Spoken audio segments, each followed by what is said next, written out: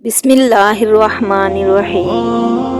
حضرت سیدنا ابن یسار مسلم رحمۃ اللہ علیہ فرماتے ہیں، ایک مرتبہ میں تجارت کی غرض سے بحرین کی طرف گیا۔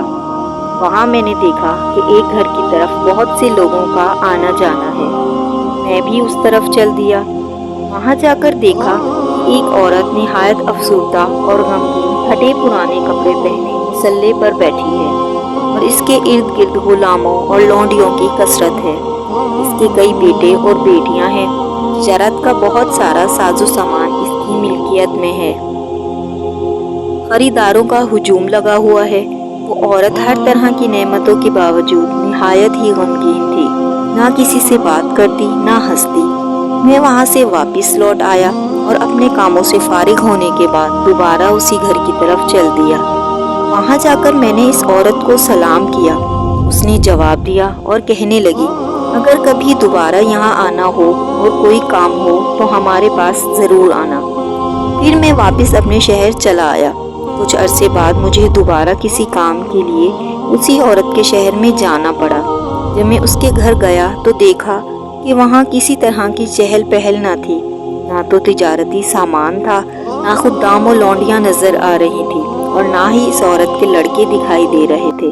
ہر طرف ویرانی چھائی ہوئی تھی۔ میں بڑا حیران ہوا اور میں نے دروازہ کھٹکھٹایا تو اندر سے کسی کے ہنسنے اور باتیں کرنے کی آواز آنے لگی۔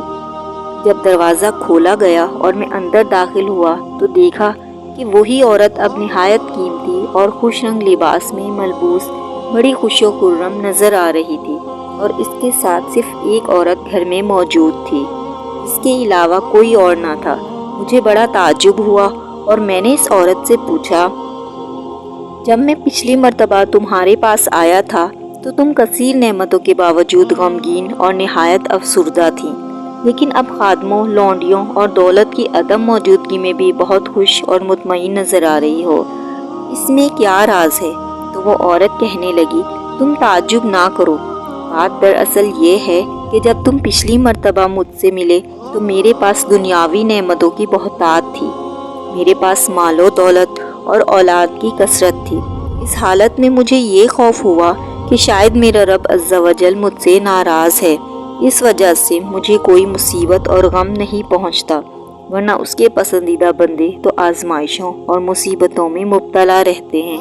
اس وقت یہی سوچ کر میں پریشان و غمگین تھی اور میں نے اپنی حالت ایسی بنائی ہوئی تھی۔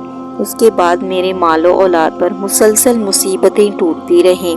میرا سارا اثاثہ ضائع ہو گیا۔ میرے تمام بیٹوں اور بیٹیوں کا انتقال ہو گیا۔ خدام و لونڈیاں سب جاتے رہے اور میری تمام دنیاوی نعمتیں مجھ سے چھن گئیں۔ اب میں بہت خوش ہوں کہ میرا رب عز و جل مجھ سے خوش ہے، اسی وجہ سے تو اس کی مجھے آزمائش میں مبتلا کیا ہے۔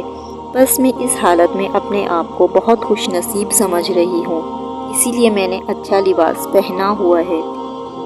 اس کے برعکس بعض لوگ ایسے بھی ہوتے ہیں کہ جب ان پر کوئی مصیبت یا پریشانی آتی ہے تو وہ آپے سے باہر ہو جاتے ہیں اور شکوے شکایت پر اتر آتے ہیں، حتیٰ کہ معاذ اللہ اللہ پر اعتراض کرتے ہیں۔ ایسوں کو ڈر جانا چاہیے، کیونکہ اللہ عز و جل پر اعتراض کرنا کفر ہے۔